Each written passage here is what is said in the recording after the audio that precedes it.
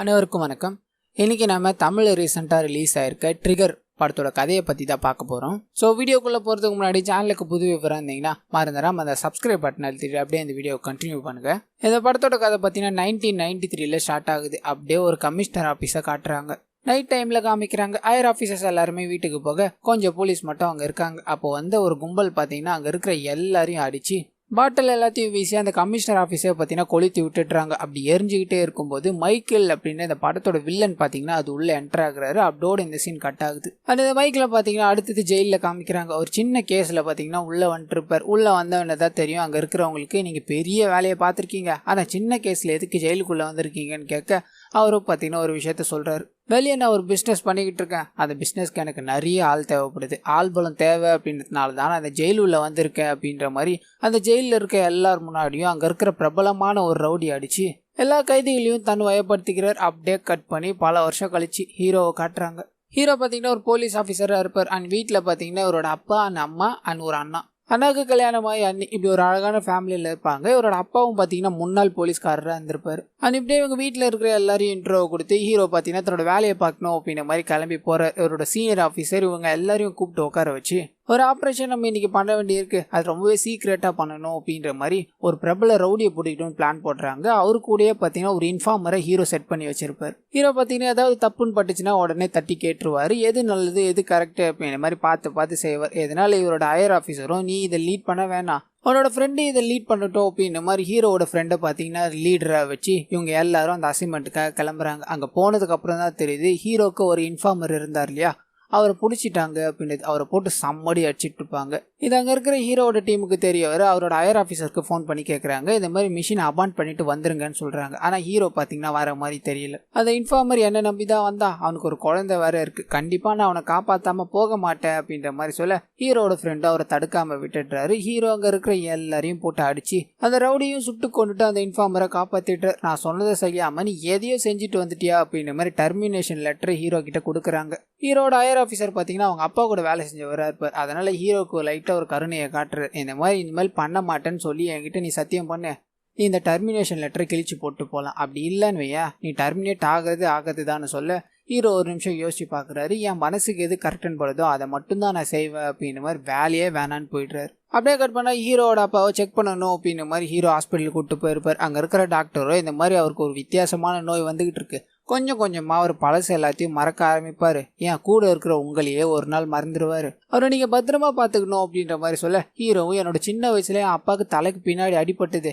ஒருவேளை அதனால இருக்கலாமா அப்படின்ற மாதிரி எல்லாம் கேட்டுட்டு இனிமேல் பத்திரமா பார்த்துக்குறோம் அப்படின்ற மாதிரி சொல்ல அந்த டாக்டரும் பார்த்தீங்கன்னா அவருக்கு நினைவுக்கு வரணும் அப்படின்னா அவருக்கு நிறைய டிராயிங் பண்ண சொல்லித்தாங்க. அவரால் எதெல்லாம் வரைய முடியுமோ வரையட்டும், அது மூலியமா அவரோட நினைவுகள் எல்லாத்தையும் அவருக்கு திரும்ப கிடைக்கிற மாதிரி இருக்கும் அப்படின்ற மாதிரிலாம் சொல்லி அனுப்பி வைக்கிறாங்க. ஆனால் அதனால தான் ஹீரோட வீட்டில் எப்பயுமே பார்த்தீங்கன்னா பிடிச்ச பாட்டு அவங்க அப்பாவுக்கு பிடிச்ச பாட்டாக ஓடிக்கிட்டே இருக்கும். நிறைய டிராயிங்ஸ் எல்லாமே பார்த்தீங்கன்னா அவங்க அப்பாவோட செவத்தில் வரைஞ்சி வச்சிருப்பார். ஆனால் இந்த விஷயங்கள் எல்லாத்தையும் காமிச்சிக்கிட்டே இருக்கும்போது மறுபடியும் 93க்கு ஃப்ளாஷ்பேக் போகுது. ஸ்டார்டிங்கில் காமிச்சாங்க இல்லையா, எரிஞ்சிக்கிட்டே இருக்கும்போது மைக்கேல் அப்படின்ற ரவுடி உள்ளே போயிருப்பான் இல்லையா, அப்படி உள்ளே போகும்போது ஒரே ஒரு எஃப்ஐஆர் காப்பியை மட்டும் பார்த்தீங்கன்னா அவர் கையால் எரிச்சிருப்பார். அது யாரோட இது அப்படின்னு பார்த்தீங்கன்னா அவருடைய இதாக தான் இருக்கும். அவருடைய கேஸ் கிடைக்கக்கூடாது அப்படின்றதுக்காக அந்த எஃப்ஐஆர் எரிச்சிட்டு அங்கே இருக்கிற எல்லாத்தையும் கொளுத்தி போட்டு வந்துட்டுருப்பார். அன்னைக்கு அப்படியே கட் பண்ணி ஹீரோவை காமிக்கிறாங்க. வேலை போயிடுச்சு இல்லையா, அதனால மழையில் ஒரு இடத்துல உட்காந்துக்கிட்டே இருக்கும்போது அவரோட சீனியர் ஆஃபீஸர் நீ என் கூட வர முடியுமா அப்படின்ற மாதிரி ஒரு ஹோட்டலுக்கு கூப்பிட்டு போகிறார்.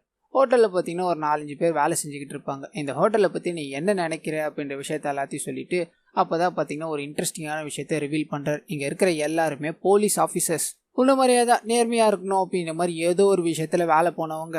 இவங்க எல்லாருமே இப்போ எங்களுக்காக சீக்கிரட்டாக வேலை பண்ணிகிட்டு இருக்காங்க, இதில் தான் நீயும் ஜாயின் பண்ண போகிற, உன்னோட வேலை என்ன அப்படின்னு கூப்பிட்டு போய் ஒரு இடத்த காமிக்கிறார். நிறைய சிஸ்டம்ஸ் இருக்கும். சிட்டியில் இருக்கிற எல்லா போலீஸ் ஸ்டேஷனையும் ஆக்சஸ் பண்ணலாம். அவங்க என்ன தப்பு பண்ணுறாங்க அப்படின்றத உடனடியே எங்களுக்கு இன்ஃபார்ம் பண்ணு, போலீஸே தப்பு பண்ணால் மற்றவங்க எப்படி ஒழுங்காக இருப்பாங்க, நாங்கள் உடனடியே ஆக்ஷன் எடுப்போம் அப்படின்ற மாதிரி சொல்ல ஹீரோவும் இதை எடுத்துக்கிட்டு அந்த வேலையை பண்ண ஆரம்பிக்கிறார். இதுக்கப்புறம் அப்படியே ஒரு சாங் ஒன்று ஓட ஆரம்பிக்குது. போலீஸ் எங்கெங்கெல்லாம் தப்பு பண்ணுறாங்களோ அங்கெல்லாம் இவங்க போய் ஆதாரத்தோடு அவங்கள பிடிச்சி அப்படியே கம்ப்ளைண்ட் கொடுக்க அது மூலயமா இந்த போலீஸ் ஆஃபீஸர்ஸ்க்கெல்லாம் நிறைய பனிஷ்மெண்ட் கிடைக்கும். இந்த மாதிரி சில விஷயங்கள் எல்லாத்தையும் ஹீரோ கண்டுபிடிச்சி கொடுத்துக்கிட்டே இருக்காரு. இப்படி ஒரு நாள் ஒரு போலீஸ் ஆஃபீஸர் பார்த்தீங்கன்னா ஒரு பொண்ணை வீடியோ எடுத்து மிரட்டுறாரு அப்படின்ற மாதிரி அவரை கையும் களவுமா பிடிக்கலான்னு போவாங்க. அந்த நபர்கிட்ட பேசிக்கிட்டே இருக்கும்போது கரெக்டாக ஹீரோயின் பார்த்தீங்கன்னா நீங்கள் அவங்களோட ஃபோனை திருடிட்டீங்க, அதை நான் பார்த்தேன் அப்படின்ற மாதிரி ஹீரோக்கு இன்ட்ரோ ஆகுறாங்க. இவங்க தான் போலீஸ் அப்படின்றது சொல்லாமல் இருக்கணும் இல்லையா, அதனால இந்த விஷயம் பார்த்தீங்கன்னா கமிஷனர் ஆஃபீஸ்க்கு போகுது. கமிஷனரும் இவங்க கிட்ட இருந்து தப்பிக்கணும் அப்படின்றதுக்காக அவர் ஒரு அடி அடிச்சு ஏன் இந்த மாதிரி பண்ணுறீங்க அப்படின்ற மாதிரி ஹீரோ கூட இருக்க எல்லாரையும் அனுப்பி வச்சிடறாரு. இது மூலயமா ஹீரோக்கு பார்த்தீங்கன்னா ஹீரோயின் இன்ட்ரோ ஆகுறாங்க. ஹீரோயின் பார்த்தீங்கன்னா ஒரு ஆர்ஃபனேஜை ரன் பண்ணிக்கிட்டு வருவாங்க. 2 பேரும் பேசி இன்ட்ரோ ஆகிட்டாங்க இல்லையா, இதனால ஹீரோயினும் பார்த்தீங்கன்னா அவங்களோட ஆர்ஃபனேஜ் கார்டு ஒன்று கொடுத்துட்டு போகிறாங்க. அப்படியே கட் பண்ணால் ஜெயிலுக்குள்ளே இருக்கிற மைக்கில் காமிக்கிறாங்க. மைக்கில் போட்டு தள்ளணும் அப்படின்ற மாதிரி ஒரு கேங் ஒன்று சுற்றிட்டு இருக்காங்க.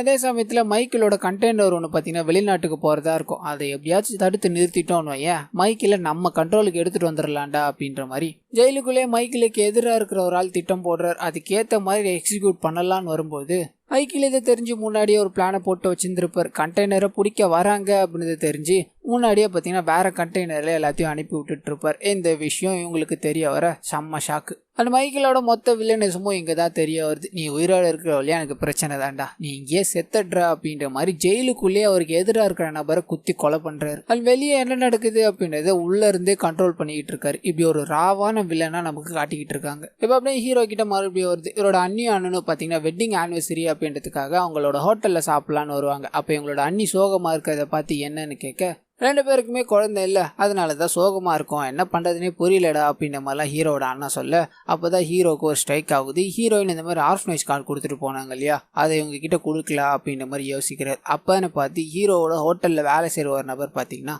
இவங்களோட அண்ணிக்கிட்ட போய் பெத்த புள்ள கூட உன்னை விட்டு போயிடும், ஆனால் நீ தத்தெடுத்த புள்ள உன்னை என்றைக்கும் விட்டே போகாதுமா அப்படின்ற மாதிரி சொல்லிட்டு போக அவங்களுக்கும் இந்த மாதிரி யோசனை ஆகிடுது. நம்ம ஏன் ஒரு குழந்தைய தத்தெடுத்துக்க கூடாது அப்படின்ற மாதிரி முடிவு பண்ணுறாங்க. ஆனால் இதை பற்றி ஹீரோ கிட்டேயும் ஹீரோட அண்ணா கிட்டேயும் சொல்ல 2 பேருக்கும் சம்மதம். ஹீரோ கிட்ட தான் ஒரு ஆர்ஃபனேஜோட கார்டு இருக்கு இல்லையா, அங்கே இருக்கிற ஏதாவது ஒரு குழந்தைய தத்து எடுத்துக்கலாமே அப்படின்ற மாதிரி முடிவு பண்ணி அந்த இடத்துக்கு போய் நிறைய குழந்தைகளை பார்க்குறாங்க. எல்லா குழந்தைங்களுமே பிடிச்சிருச்சு. எந்த குழந்தைய கூப்பிட்டு போக எந்த குழந்தைய விட்டு போகனே தெரியல அப்படின்ற மாதிரி ஹீரோவோட அண்ணியும் சோகத்தில் இருக்க ஹீரோவோட அப்பா கிட்ட பார்த்தீங்கன்னா ஒரு குழந்தை போய் பேசும்.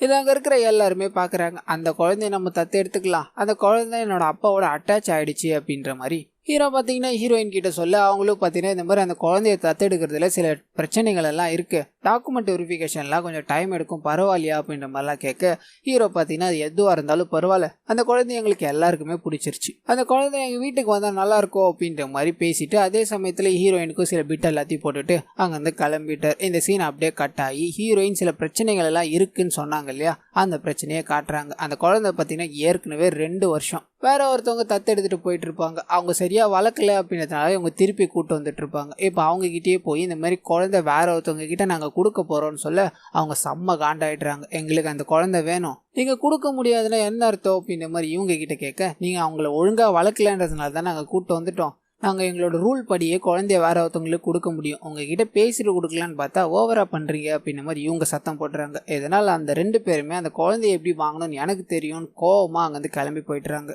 அண்ட் வெரிஃபிகேஷன் எல்லாமே முடிஞ்சிருச்சு, அந்த குழந்தைய ஹேண்ட் ஓவர் பண்ணணும் அப்படின்ற மாதிரி ஹீரோயினும் அந்த குழந்தைய கூப்பிட்டுட்டு அவங்க எல்லாரையும் ஒரு மாலுக்கு வர சொல்லிட்டு இவங்களும் அந்த மாலுக்கு கிளம்பி போகலாம் அப்படின்ற மாதிரி முடிவு பண்ணியிருப்பாங்க. ஹீரோ வேலை செஞ்சுக்கிட்டு இருந்திருப்பாரா, ஃபோன் பண்ணி கேட்க அவரும் இந்த மாதிரி நான் சீக்கிரமாக வந்துடுறேன், நீங்கள் எல்லாத்தையும் ரெடி பண்ணி வச்சுக்கோங்கன்னு சொல்ல மாலில் எல்லாமே ரெடி பண்ணி வச்சுட்றாங்க. அந்த குழந்தை வந்தோடனே சர்ப்ரைஸாக இருக்கட்டும் அப்படின்றதுக்காக. அது உங்களோட வேலையை எல்லா போலீஸ் ஸ்டேஷனையும் பார்த்துக்கிட்டு இருந்தா இல்லையா, அன்றைக்கின்னு பார்த்து நிறைய போலீஸ் ஸ்டேஷனுக்கு விதவிதமான கேஸ் எல்லாம் வர ஆரம்பிக்குது. ஒரு இடத்துல ஆக்சிடென்ட் அப்படின்ற மாதிரி ஃபோன் வர, இன்னொரு இடத்துல பார்த்தீங்கன்னா கன்னை காட்டி ஒருத்தர் ரோட்டில் இருக்கிற எல்லாரையும் மிரட்டிக்கிட்டு இருக்காரு அப்படின்ற மாதிரி ஃபோன் வருது. 2 சைடும் 2 போலீஸ் ஸ்டேஷன்லேருந்து போகிறாங்க. அது 3ஆவதாக பார்த்தீங்கன்னா ஒரு பொண்ணை கடத்திட்டாங்க அப்படின்ற மாதிரி சொல்ல அந்த இடத்துக்கு பார்த்தீங்கன்னா வேற ஒரு போலீஸு போகிறதா இருக்கும். அந்த சமயம் பார்த்து ஆக்சிடென்ட்டாக அந்த போலீஸும் வர முடியாத நிலைமையில இருக்குது. இப்படி சுற்றி எல்லா போலீஸும் லாக்கில் இருக்க ஹீரோவில் பார்த்தீங்கன்னா இதை பொறுத்துக்கவே முடியல. அந்த பொண்ணை எப்படியாவது நம்ம காப்பாற்றி ஆகணும், போலீஸ் வர்றதுக்கு டைம் ஆகும், அதுக்கு முன்னாடி நம்ம அங்கே போனால் தான் காப்பாற்ற முடியும் அப்படின்ற மாதிரி கிளம்ப அங்கே இருக்கிற எல்லாரும் தடுத்து நிறுத்த பார்க்குறாங்க. ஆனால் இவர் பார்த்தீங்கன்னா அது பண்ணியே ஆகணும், அந்த பொண்ணோட வாழ்க்கை போனால் வராது அப்படின்ற மாதிரி பொண்ணை கடத்திட்டு போன இடத்த அங்கே இருக்கிற சிசிடிவி கேமரா எல்லாத்தையும் வச்சு கண்டுபிடிக்கிறார். ஒரு பில்டிங்கில் தான் அவங்கள வச்சுருக்காங்க அப்படின்றத தெரிஞ்சு அந்த பில்டிங்குள்ளே போகிறார். ஆனால் அதே சமயத்தில் இந்த சைடு ஹீரோயின் குழந்தைய கூப்பிட்டு மாலுக்கு வந்துடுறாங்க. ஹீரோவோட அண்ணா அண்ணியை பார்த்தோன்னே அந்த குழந்தை பயங்கர சந்தோஷத்தில் இருக்க அங்கே செலிப்ரேட் பண்ணுறதுக்காக நிறைய பேர் வந்து டான்ஸ்லாம் ஆட ஆரம்பிக்கிறாங்க. அந்த குழந்தை மேலே நிறைய சாக்லேட் போடுறது அப்படின்ற மாதிரி பயங்கரமாக போய்கிட்டு இருக்கு. இன்னொரு சைடு ஹீரோ அந்த பொண்ணை காப்பாற்றணும் அப்படின்ற மாதிரி போனார் இல்லையா, மூஞ்சி தெரியக்கூடாது அப்படின்றதுக்காக மாஸ்கை போட்டுக்கிட்டு அங்க இருக்கிற எல்லாரையும் போட்டு சம்மடி அடிக்க ஆரம்பிக்கிறாரு. எல்லாரும் பறந்து போய் விழுந்துகிட்டு இருக்காங்க. அந்த ஒரு கட்டத்துக்கு மேல அங்க இருக்கிற எல்லாரையும் அடிச்சு போட்டுட்டு அந்த பொண்ணை காப்பாற்றவும் செஞ்சுட்டார். ஆனா அதே சமயத்துல இந்த சைடு இங்க அந்த குழந்தை ஹீரோட அண்ணா கிட்டயும் அண்ணிக்கிட்டையும் போகலாம் அப்படின்ற மாதிரி போகும்போது திடீர்னு அந்த இடத்துல ஃபுல்லா பவர் கட் ஆகுது. யாரோ ஸ்மோக் கிரானைட் எல்லாம் உள்ள தூக்கி போட்டுறாங்க. அங்க இருக்கிறவங்களுக்கும் ஒண்ணுமே புரியல, என்னது இது என்ன ஆச்சு அப்படின்ற மாதிரி ரியலைஸ் பண்றதுக்குள்ள அந்த ஸ்மோக் கலையறதுக்குள்ள ஒரு 4-5 பேர் மாஸ்க் எல்லாத்தையும் போட்டு அந்த குழந்தைய தூக்கிட்டு போயிடுறாங்க. என்ன ஆச்சு அப்படின்னு ரியலைஸ் பண்றதுக்குள்ள இது எல்லாமே நடந்து முடிஞ்சிருது. ஹீரோயினும் போலீஸ் ஸ்டேஷனுக்கு போன் அடிக்க போலீஸ் தான் அந்த ஏரியால எல்லாம் பிஸியா இருக்காங்க இல்லையா, இதனால வர்றதுக்கு டைம் ஆகுமா, கொஞ்ச நேரம் வெயிட் பண்ணுங்க அப்படின்ற மாதிரி லைன் ஹோல்டுலயே போய்கிட்டு இருக்கு. இதனால ஒன்றும் புரியாம தகைச்சு போய் நிக்கிறாங்க. அப்படியே கட் பண்ணா கொஞ்ச நேரம் கழிச்சு ஹீரோ அந்த இடத்துக்கு வந்துட்டார். நடந்த விஷயங்கள் எல்லாத்தையும் கேள்விப்பட அவருக்கு பயங்கர சந்தேகமா இருக்கு. உடனே அவரோட டீமுக்குள்ள போய் நடந்த விஷயங்கள் எல்லாத்தையும் சொல்லி இதே மாதிரி எங்கெங்கெல்லாம் ஒரே நாள் போலீஸ் எல்லாருமே பிஸியா இருந்திருக்காங்க, ஒரு குறிப்பிட்ட ஏரியால செக் பண்ணுங்க அப்படின்ற மாதிரி கேட்க ஒரு 2 இடத்துல பார்த்தீங்கன்னா இதுக்கு முன்னாடி நடந்திருக்கும். அந்த 2 இடத்துலயுமே ஒரு பிளாக் கலர் கார் ஒன்று கிராஷ் ஆயிருக்கும். அண்ட் இன்னைக்கு இந்த சம்பவத்துலயும் பார்த்தீங்கன்னா அதே பிளாக் கலர் கார் கிராஷ் ஆயிருக்கும். அந்த நம்பர் மூலயமா அந்த வண்டியை கண்டுபிடிச்சி அந்த வண்டி எங்க போயிட்டு இருக்கு அப்படின்ற மாதிரி ஹேக் பண்ணும்போது அதோட பேக் கேமராவை ஹேக் பண்ணிடுறாங்க. அது மூலயமா எங்கெங்கெல்லாம் போய்கிட்டு இருக்கு அப்படின்ற மாதிரி ஹீரோவும் பின்தொடர்ந்து போக இன்னொரு சைடு மைக்கேல் ஜெயிலுக்குள்ள இந்த மாதிரி இன்ஃபர்மேஷன் வந்து சேருது. எல்லாமே கரெக்டா முடிஞ்சிருச்சு. ஆனா நம்ம ஆளுங்களை மட்டும் யாரோ ஒருத்த அடிச்சுட்டான், அவனோட முகம் தெரியக்கூடாதுன்றதுக்காக மூஞ்ச மூடிக்கிட்டு இருந்தான் அப்படின்ற மாதிரிலாம் சொல்ல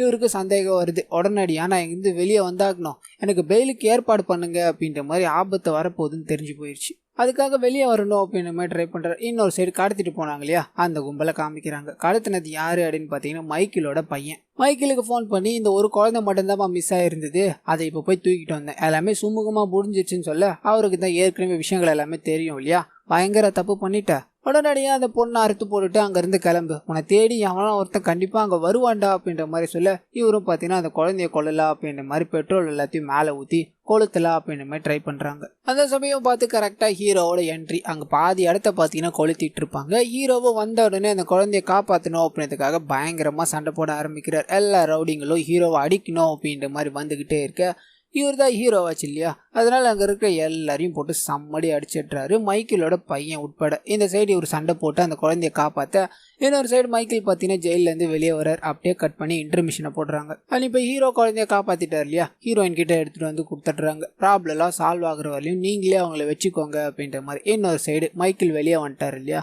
வந்த உடனே நடந்த சம்பவங்கள் எல்லாத்தையும் பாக்குறாரு. எல்லாரையும் பாத்தீங்கன்னா ஹீரோ நெத்தி போட்டுல சுட்டிருப்பார். மைக்கேலோட பையனை மட்டும் பாத்தீங்கன்னா ஷோல்டர்ல சுட்டிருப்பார். அவன் வேணும்னே தான் இதை பண்ணியிருக்கான், கண்டிப்பா அவனை நான் பார்க்க வருவேன்னு தெரிஞ்சிருக்கான் அவனுக்கு, அதனாலதான் அவனை ஷோல்டர்ல சுட்டிருக்கான், எனக்கு தெரிஞ்சு அவன் என் பையன் இருக்கிற ஹாஸ்பிட்டல்லே தான் இருக்கணும் அப்படின்ற மாதிரி சொல்ல கட் பண்ணா ஹீரோவா அதே ஹாஸ்பிட்டல்ல காமிக்கிறாங்க. இவங்களுக்கு மேல ஒருத்தன் இருக்கான், அவனை நம்ம பார்த்தே ஆக்கணும் அப்படின்ற மாதிரி மைக்கில் பார்க்கணும் அப்படின்ற மாதிரி வெயிட் பண்ணிக்கிட்டு இருக்கார். ஆனால் மைக்கேல் பார்த்தீங்கன்னா வேற ஒரு பிளானை போட்டிருப்பார். ஒரு நபரை பார்த்தீங்கன்னா மைக்கேலோட பையனை சந்திக்கணும் அப்படின்ற மாதிரி உள்ளே அனுப்புறாரு. அந்த நபர் உள்ளே போய் ஃபோனை கொடுக்க மைக்கேலும் பார்த்தீங்கன்னா இந்த மாதிரி அவன் உன்னை வெளியே கண்காணிச்சுக்கிட்டு இருக்கான், என்னை மன்னிச்சிரு, நீ செத்துரு அப்படின்ற மாதிரி சொல்ல நான் உன்னோட பையன்ப்பா அப்படின்ற மாதிரி இவர் கெஞ்சுறாரு. என்னோட பையன்லாம் நீ கிடையாது, என்னோட பையன் புத்திசாலியா இருப்பா அப்படின்ற மாதிரி சொல்ல அந்த நபரும் பார்த்தீங்கன்னா இவரை போட்டு கொலை பண்ணிட்டுரு. ஆனால் அங்கேருந்து தப்பிச்சு ஓடணும் அப்படின்றதுக்காக முன்னாடியே ஒரு பிளானை போட்டிருப்பார். அது என்ன பிளான் அப்படின்னா, நீ தப்பிச்சு ஓடணும்னு நினைச்சேன்னு வையா, இந்த போட்டோவில் இருக்கான்ல இவன் மேலே கத்தியவே, அங்கே இருக்கிற எல்லாருமே உன்னை விட்டுருவாங்க அப்படின்ற மாதிரி சொல்ல அந்த போட்டோவில் இருக்கிறது பார்த்தீங்கன்னா மைக்கேல் தான். அந்த நபர் கொலையை பண்ணிட்டு தப்பிச்சு ஓடும்போது மைக்கேலோட கழுத்தில் தான் கத்தியை வைக்கணும் அப்படின்ற மாதிரி இன்ஸ்ட்ரக்ஷன் கொடுத்துருப்பாங்க இல்லையா,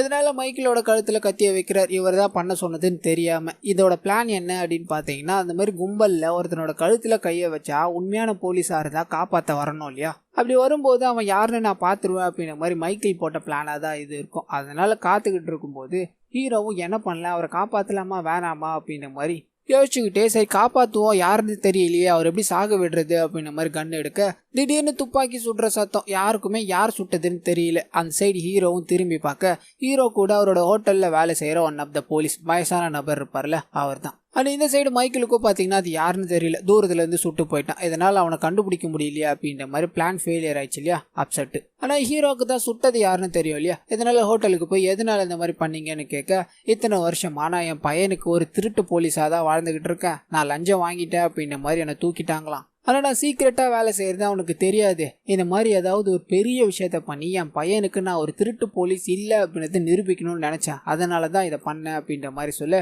ஹீரோவும் பதில் பேச முடியாமல் நின்றுட்டுறாரு. இப்போ அப்படியே மறுபடியும் ஹீரோவோட அப்பாவை காமிக்கிறாங்க. அவரோட வீட்டுக்கே வழி தெரில அப்படின்ற மாதிரி ஒரு சர்ச்சு பக்கத்தில் பார்த்தீங்கன்னா போய் நின்றுட்டு இருப்பார். ஹீரோவும் அதை பார்க்க இது பக்கத்தில் எதுக்காக அவர் நிற்கிறாரு அப்படின்ற மாதிரி சர்ச்சை விசாரிக்க ஆரம்பிக்கிறார். அப்படி விசாரிக்கும் போது தான் அந்த சர்ச்சில் இதுக்கு முன்னாடி பார்த்தீங்கன்னா ஒரு அனாதை ஆசிரமம் இருந்தது. அதில் ஒரு 70 குழந்தைங்க கிட்ட இருந்தாங்க. அந்த 70 குழந்தைகளுமே ஒரே வருஷத்துக்குள்ள தத்து எடுத்துக்கிட்டாங்க. அதனால அங்கே ஆள் இல்லாமல் போனதால அதை மூடிட்டாங்க அப்படின்ற மாதிரி அந்த சர்ச்சில் இருக்க ஒரு ஃபாதர் சொல்றாரு. ஒரே வருஷத்துல இவ்வளோ குழந்தைங்களை தத்து எடுத்துட்டாங்களா, இதை பத்தி ஏதாவது கிடைக்குமான்னு கேட்க அந்த ஆர்ஃபனேஜை ஆர்கனைஸ் பண்ணிக்கிட்டு இருக்க ஒரு நபரை காட்டுறாரு. இந்த நபர் தான் அதை ஆர்கனைஸ் பண்ணிக்கிட்டு இருக்காரு அப்படின்ற மாதிரி அவரோட போட்டோவை காமிக்க அந்த போட்டோ பார்த்தீங்கன்னா இதுக்கு முன்னாடியே ஹீரோ பார்த்துருப்பார். இதனால ஹீரோட அப்பா பார்த்தீங்கன்னா கடைசியாக ஒரு கேஸை விசாரிச்சிருப்பார். அந்த கேஸ் எடுத்து விசாரிக்க ஆரம்பிக்கிறாரு. அது எதா கூட சம்மந்தப்பட்டது அப்படின்னு பார்த்தீங்கன்னா ஸ்டார்டிங்கில் ஒரு கமிஷனர் ஆஃபீஸை எரிச்சாங்க இல்லையா, அந்த கேஸ் கூட சம்மந்தப்பட்டது. இன்னொரு சைடு மைக்கிளும் பார்த்தீங்கன்னா ஒரு கண்ணு முன்னாடியே ஒரு கழுத்தில் கத்தி வச்சவொன்னே சுட்டுட்டு போயிட்டாங்க இல்லையா, அந்த புல்லட் எடுத்து விசாரிக்கும் போது ஒரு இடத்துல வாங்கினாங்க அப்படின்றது தெரிய வருது. அங்கே போய் விசாரிக்கும் போது ஒரு கார்லேருந்து வாங்கிட்டு போனாரு அப்படின்ற மாதிரி சொல்கிறாங்க. அந்த கார் நம்பரை நோட் பண்ணிக்கிறாங்க, அந்த கார் கலரையும் நோட் பண்ணிடுறாங்க. இந்த கார் எங்கே இருக்கோ அந்த கார் கிட்ட போய் நின்றுடுறாங்க.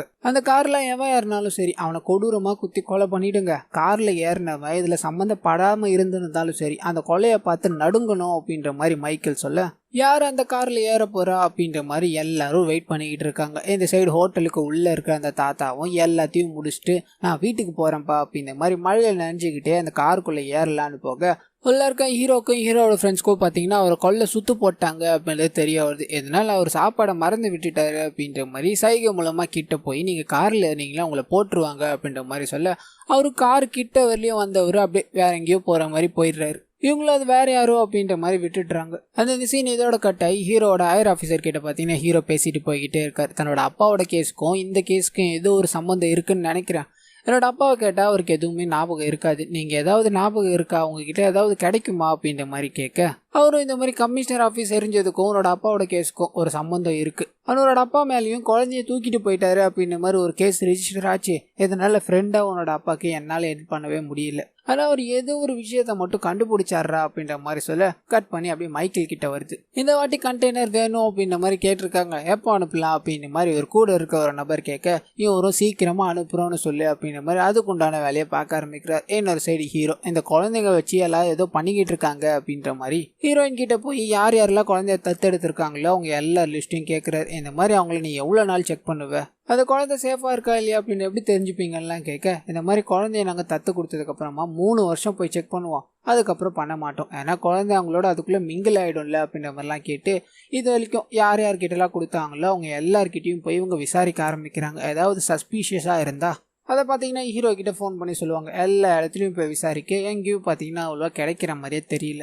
ஒவ்வொரு வீடாக போய் இவங்க விசாரிச்சுக்கிட்டு இருக்க அதே சமயத்தில் பார்த்தீங்கன்னா இன்னொரு சிட்டிக்குள்ளே 20 குழந்தைங்களை அதுவும் ரேண்டமாக கடத்திட்டுறாங்க. இதனால் போலீஸ்க்கும் என்ன பண்ணுறதுன்னு தெரியல. இந்த சைடு ஹீரோயினும் பார்த்தீங்கன்னா ஒரு 5 வருஷமாக இவங்களை எனக்கு தெரியும், இவங்களாம் எந்த தப்பு பண்ண மாட்டாங்க அப்படின்ற மாதிரி ஒரு வீட்டுக்கு போய் விசாரிக்கிறாங்க. அவங்களும் எல்லா விஷயத்தையும் சொல்லி வெளியே அனுப்பின உடனே பேச்சை மாற்றி பேச ஆரம்பிக்கிறாங்க. ஹீரோயின் ஃபோனை அங்கேயே வச்சுட்டு போயிட்டு இருப்பாங்க. ஹீரோ இது எல்லா விஷயத்தையும் ஃபோனில் கேட்டுட்டு இருப்பாரு. இதனால் அந்த நபரை போட்டு பயங்கரமாக அடிக்கிறாரு. என்ன ஸ்கேம் பண்ணிட்டு இருக்கீங்க, ஒழுங்கு மரியாதையாக சொல்லுடா அப்படின்ற மாதிரிலாம் சொல்ல அவரும் பார்த்தீங்கன்னா இந்த மாதிரி குழந்தைய வாங்கி 3 வருஷம் வளர்க்க சொல்லுவாங்க, அதுக்கப்புறம் காசை கொடுத்து அவங்க வாங்கிட்டு போவாங்க, இன்னைக்கு நைட்டு இந்த குழந்தைய வாங்கிட்டு போகிறதா இருக்காங்க அப்படின்ற மாதிரிலாம் சொல்ல ஹீரோ பார்த்தீங்கன்னா அந்த வீட்லேயே யார் குழந்தைய வாங்கிட்டு போகிறாங்க அப்படின்றத பார்க்கணுறதுக்காக வெயிட் பண்ணுறாரு. ஹீரோயினை அனுப்பிவிட இன்னொரு சைடு 20 குழந்தைங்களை கடத்திட்டாங்க இல்லையா, அந்த 20 குழந்தைங்களுமே பணம் கேட்டு ஒரு இடத்துல வர சொல்லியிருக்காங்க அப்படின்ற மாதிரி கமிஷனர் ஆஃபீஸ்க்கு ஃபோன் வருது. கமிஷனரும் பார்த்தீங்கன்னா ஹீரோட ஃப்ரெண்டு தலைமையில் ஒரு குரூப் அனுப்பி அங்கே போய் பார்த்துட்டு வாங்கன்னு சொல்கிறாங்க. இந்த சைடு ஹீரோவும் கரெக்டாக ரூமில் உட்காந்துக்கிட்டே இருக்கும்போது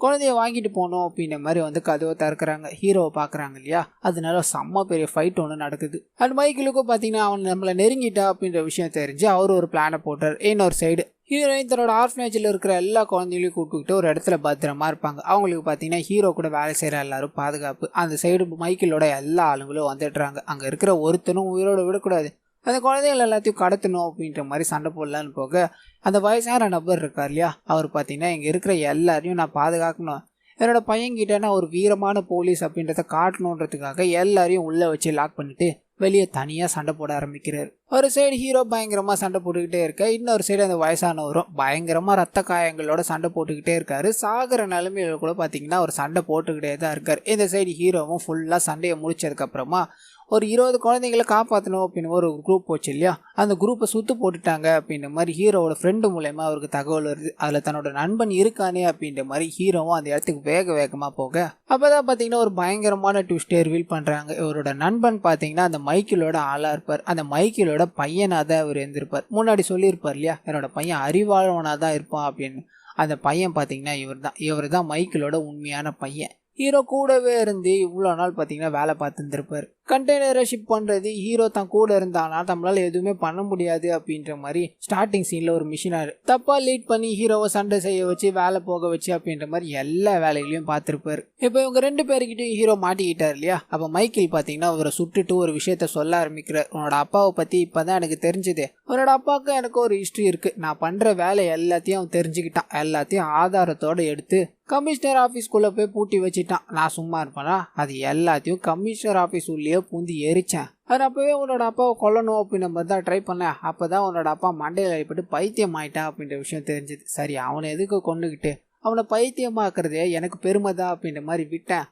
இந்த மாதிரி ஆகும்னு தெரிஞ்சிருந்தா உன்னையும் அவனையும் சேர்த்தே கொண்டிருப்பேன் அப்படின்ற மாதிரி ஹீரோவை சுட்டு கொல்லலான்னு போக ஹீரோ அப்படியே எகிரி குதிச்சு ரத்த காயத்தோட அங்கிருந்து தப்பிச்சு ஓடி போயிடுறாரு. இப்போ அப்படியே ஹீரோ ஹாஸ்பிட்டல்ல காமிக்கிறாங்க. உடம்புக்கு முடியாம ஹீரோ படுத்துக்கிட்டு இருக்க. இன்னொரு சைடு வெளியே அவரோட அப்பா பாத்தீங்கன்னா அந்த தத்தெடுத்த குழந்தை கூட விளையாடிட்டே இருக்காரு. அவருக்கு தான் சில விஷயங்கள் எல்லாமே அடிக்கடி மறந்து போகும் இல்லையா.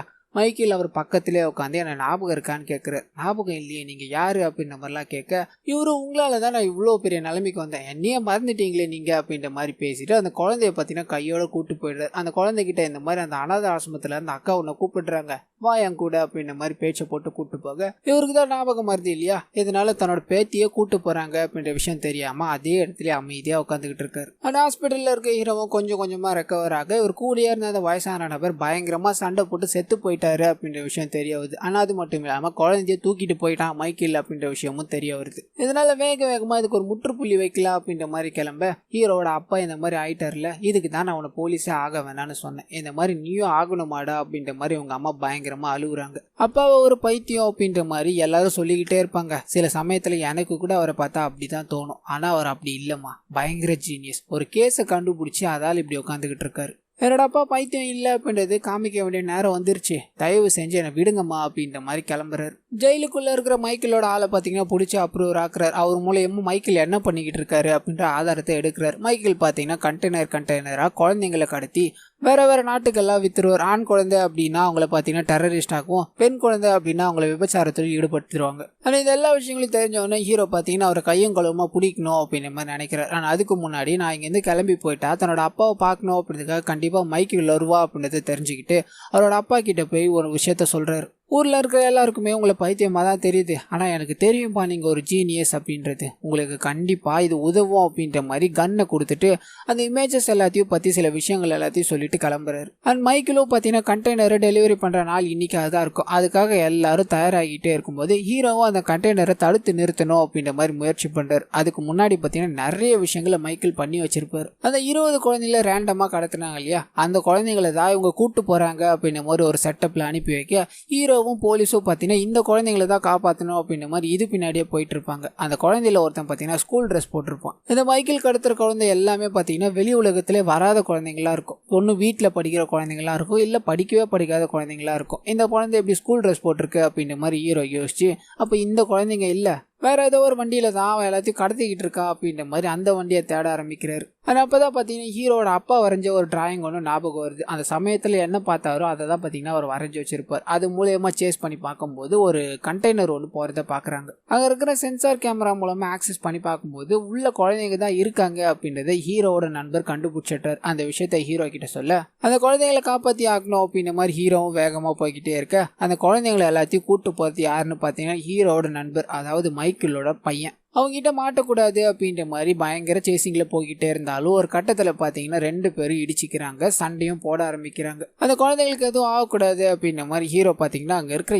எல்லாரையும் போட்டு சம்மடி அடிக்கிறார். ஒரு கட்டத்துக்கு மேலே முடியாமல் படுத்தாலும் அந்த குழந்தைங்களோட அழுகை சத்தமே கேட்டு அந்த குழந்தைங்களை காப்பாற்றி ஆகணும் அப்படின்ற மாதிரி மறுபடியும் எழுந்து சண்டை போட ஆரம்பிக்கிறார். மைக்கிளோட பையனையும் போட்டு சம்மடி அடிச்சிடுறாரு. அண்ட் இன்னொரு சைடு மைக்கிளோ ஹீரோ யோசிச்ச மாதிரியா அவரோட வீட்டுக்கு போயிட்டு இருப்பார். கையில் பார்த்தீங்கன்னா அந்த குழந்தையும் சாவடிக்கிறேன், உன்னோட அப்பா அம்மா எல்லாரையும் சாகடிப்பேன், அதுக்கு நீ ஒரே ஒன்று தான் பண்ணணும், அந்த கண்டெய்னரை விட்டுட்டு என் பையனை விட்டுட்டு இவங்க எல்லாரையும் நான் விட்டுடுறேன் அப்படின்ற மாதிரி சொல்ல ஹீரோ பார்த்தீங்கன்னா எதுவுமே கேட்குற மாதிரி தெரில. மைக்கிளோட பையனை அந்த இடத்துல சாகடிக்கிறார். இப்போ பாடுறா உன்னோட குடும்பமே செத்துருச்சு அப்படின்ற மாதிரி அந்த குழந்தைய தூக்கிட்டு ஹீரோட வீட்டுக்குள்ளே போகிறார். பயங்கரமாக மழை பெஞ்சிக்கிட்டே இருக்கும். உள்ளே இருக்க ஹீரோட அப்பாவும் பார்த்தீங்கன்னா இது எல்லாத்தையும் வரைஞ்சி வச்சிருப்பார் இல்லையா, அதை போய் பார்க்குறாரு. கையில் தான் கன்று வச்சிருக்காரு இல்லையா, பயங்கரமாக யோசிக்கிறார். வெளியே மைக்கில் வந்து நின்றுக்கிட்டே இருப்பார் இல்லையா, இவன் தான் எல்லாத்துக்கும் காரணம் அப்படின்ற மாதிரி மைக்கில் அந்த இடத்துல சுடுறார். லைன்லேயே தான் பார்த்தீங்கன்னா ஹீரோ இருப்பார். இந்த விஷயங்கள் எல்லாத்தையும் ஒரு சத்தத்தால் கேட்டு தன்னோட அப்பாவை பைத்தியம் அப்படின்ற மாதிரி இலக்காரமாக பார்த்துட்டு இருந்தவங்க மத்தியில் தன்னோட அப்பா தான் தனக்கு ஹீரோ,